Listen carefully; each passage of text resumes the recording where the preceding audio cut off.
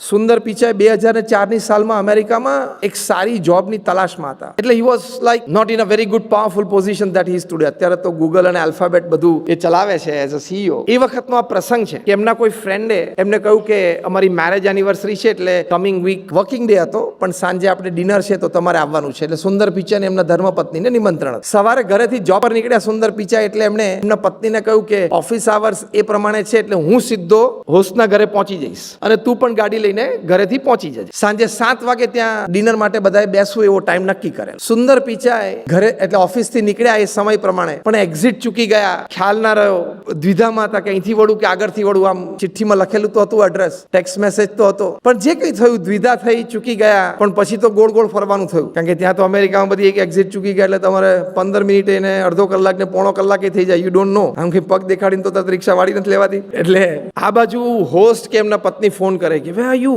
તો કે હવે આઈ એમ લોસ. અને અમેરિકામાં તો શું ખોવાઈ જાય તો તમે તો બીજું તો શું એડ્રેસ આપી શકો? રસ્તા બધા સરખા લાગે, લાંબા લાંબા રસ્તા લાગે. આપણી જેમ તો બોલે નહીં કે આ મહેતા ભજીયા હાઉસની બાજુમાં નીચે પેલા ઉભો છું અહીંયા, એવું તો બોલાતું નથી અમેરિકામાં.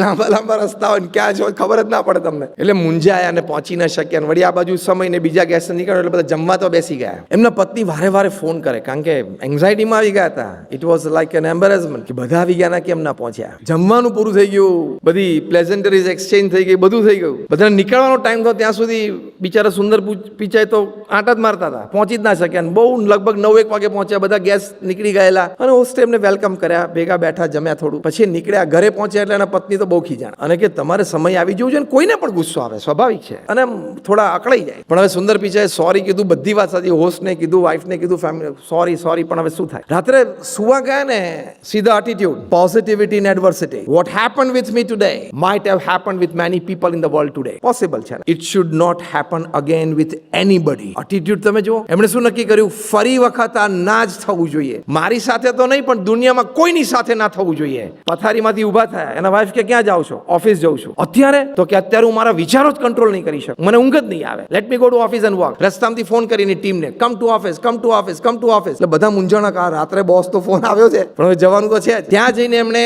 આઈડિયા પ્રસ્તુત કર્યો. ગ્રેજ્યુઅલી એક પ્રોડક્ટ બની, and you all know the name of that product because you are using it daily. Google Maps. Google Maps તો જન્મ આ પ્રસંગ પછી થયો છે. એટલે next time if you are under fire from any of the place, office કે home, next time you are under fire from any place, boss કે ઓફિસ કે ઘર, ગમે ત્યાંથી, એમાં એક ઓપોર્ચ્યુનિટી રહેલી તો છે જ, if you take it positive. અમેરિકામાં લોન્ચ કર્યો 2006-07માં, અહીંયા યુકેમાં પણ લોન્ચ થયો 2008માં, ઇન્ડિયામાં ગૂગલ મેપ્સ લોન્ચ થયું, and today we know how it helps people.